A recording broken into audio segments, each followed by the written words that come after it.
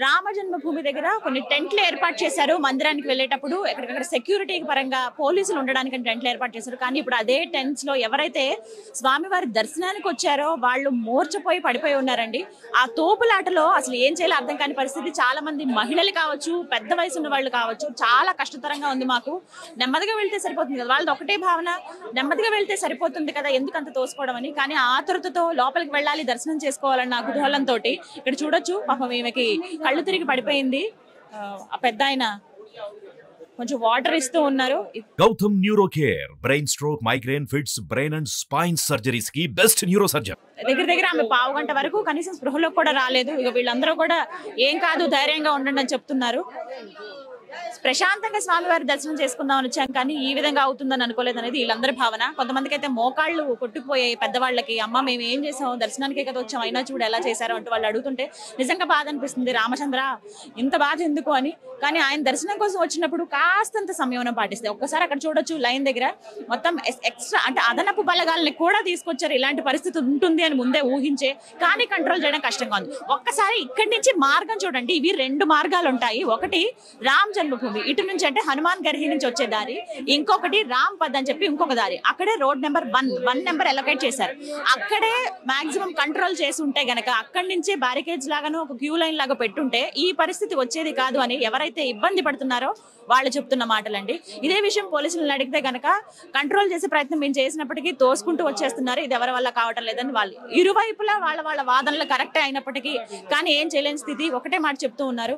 ఇక్కడ ఈ blue dress లో ఉన్న వాళ్ళు వీళ్ళందరూ కూడాను, బ్లూ కలర్ డ్రెస్ ఉన్న వాళ్ళందరూ కూడా అదనపు బలగాలు ఇప్పటికిప్పుడు వాళ్ళని దింపారు. ఎంత పరిస్థితి ఉంటుందని చెప్పి ఎక్కడికక్కడ విడతల వారీగా జనాలను వదులుతున్న పరిస్థితి. ఓవైపు అంతా మనం యూపీ పోలీసులు చూస్తున్నాము, ఇటువైపు అంతా 2 మార్గాలు ఉన్నాయి వాస్తవానికి చెప్పాలంటే లోపలికి వెళ్ళడానికి. కానీ ఒక దగ్గరికి వెళ్ళిన తర్వాత అందరినీ ఒకే దగ్గర కలిపేస్తూ ఉన్నారు. జస్ట్ ఒక సింగిల్ పాయింట్ దగ్గర సెక్యూరిటీ చెకింగ్ అనేది 2 సార్లు చేస్తున్నారు.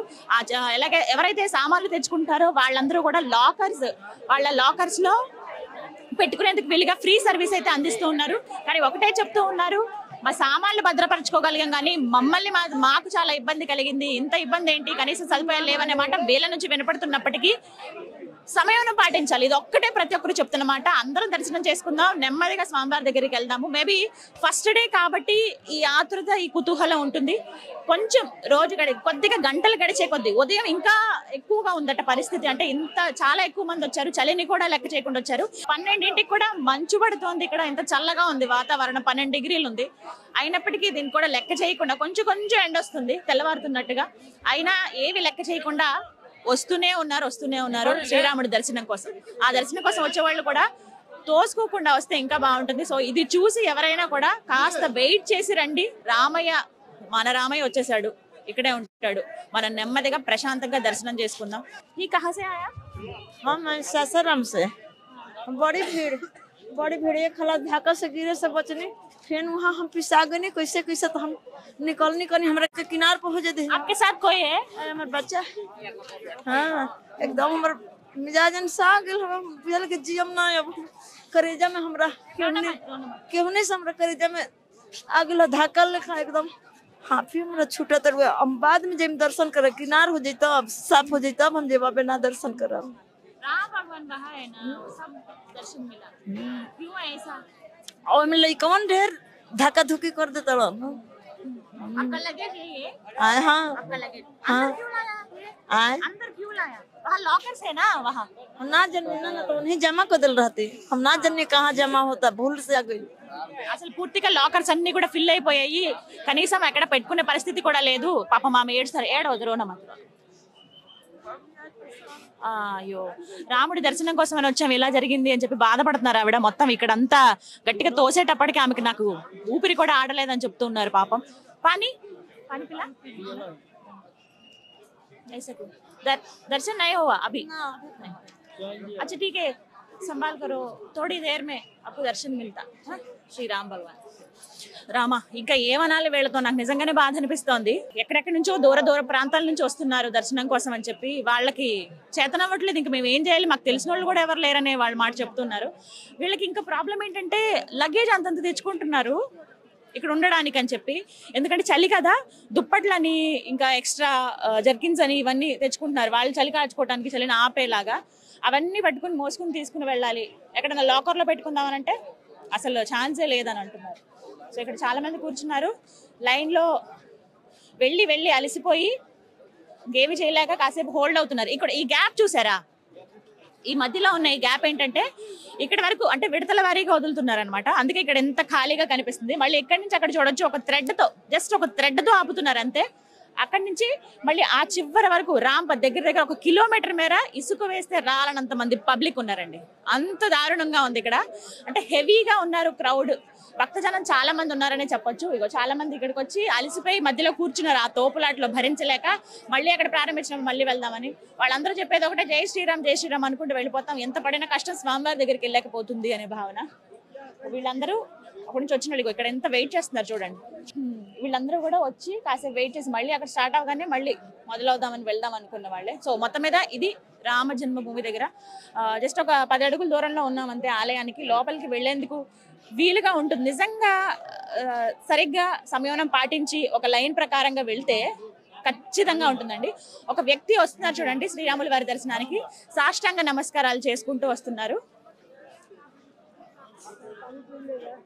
స్వామీజీ సాష్టాంగ నమస్కారాలు చేసుకుంటూ వస్తున్నారు. ఒక మొక్కు అనుకుంటా, ఆ మొక్కు ప్రకారంగా వారు రావడం మనం చూస్తున్నాం. కహాసే ఆప్? कन्याकुमारी से। कन्याकुमारी से। कन्याकुमारी से ऐसे ही आ रहे हाँ, पद यात्रा दिल्ली तक और दिल्ली के बाद जो है दंडवत यहाँ तक 11 महीने से चल रहे हैं। ఢిల్లీ కన్యాకుమారి నుంచి వస్తున్నారంట, ఢిల్లీ వరకు పాదయాత్రగా వచ్చారు. అక్కడి నుంచి అంటే ఎప్పుడైతే అయోధ్య ఎంటర్ అయ్యారో అక్కడి నుంచి సాష్టాంగ నమస్కారం, దండవత్ ప్రణామాలు అంటే సాష్టాంగ నమస్కారాలు చేసుకుంటూ వస్తున్నారు. అంటే వారికి అనుకూలంగా ఆ ఏర్పాట్లు కూడా వారు చేసుకున్నారు. కానీ ఇక్కడ నుంచి అసలు ఆయన లోపలికి ఎలా వెళ్తారని చెప్పి ఇక్కడ అందరూ అదే మాట్లాడుకుంటున్నారు. చాలా కష్టంగా ఉంది పరిస్థితి. బట్ ఎవరి మొక్కులు వాళ్ళవి. ఆ రామయ్య గురించి అందరికీ అవి నెరవేరాలి, ప్లస్ అందరికీ ఆ స్వామి కనపడాలనే కోరుకుందాం. జాగ్రత్తగా వెళ్ళాలని అందరూ చెప్తున్నారు. ఇలా ఒక్కొక్కరు కానీ ఎవరైతే సొమసిల్లి పడిపోయారో వాళ్ళని చూస్తే నిజంగా బాధ అనిపిస్తుందండి. ఒకసారి మాట్లాడదాం. మీరయ్యా? తెలుగు ఆంధ్ర నుంచి వచ్చారు? కదిరి నుంచి. నరసింహస్వామి టెంపుల్. ఓకే, మీ పేరు? శ్రీనివాస్ రెడ్డి గారు. ఎప్పుడు వచ్చారు? 4 రోజులైంది, 19వ తేదీ వచ్చినాం. దర్శనం అయిందా? దర్శనం అయింది. ఇప్పుడే జరిగింది. ఇంకా అయింది, కొనరికి అయిందా, ఒకరికి అయింది. చాలా తోపులాట. స్వామివారు ఎలా ఉన్నారు? స్వామివారు బాగుంటారు. ఇంకొక మాట, లోపల ఎలా ఉంది అసలు ఆలయం లోపల పరిస్థితి? చాలా సూపర్ గా ఉంది, చాలా బాగుంది. భక్తులందరూ వెళ్తున్నారు కదా, బాగుతున్నారు. లోపల తోసుకుంటున్నారా? చాలా చూస్తున్నారు. కాళ్ళు తగిలినాయి, మాకు కూడా కాళ్ళు తగిలినాయి. ఏరే వాళ్ళకి వచ్చి కాళ్ళు ఇరిగిపోయింది, ఒక ఆమెకు వచ్చి చెయ్యి ఇరిగిపోయింది. చాలా ఇబ్బందిగా ఉంది. తోపులాట వల్లే బానే ఉంది.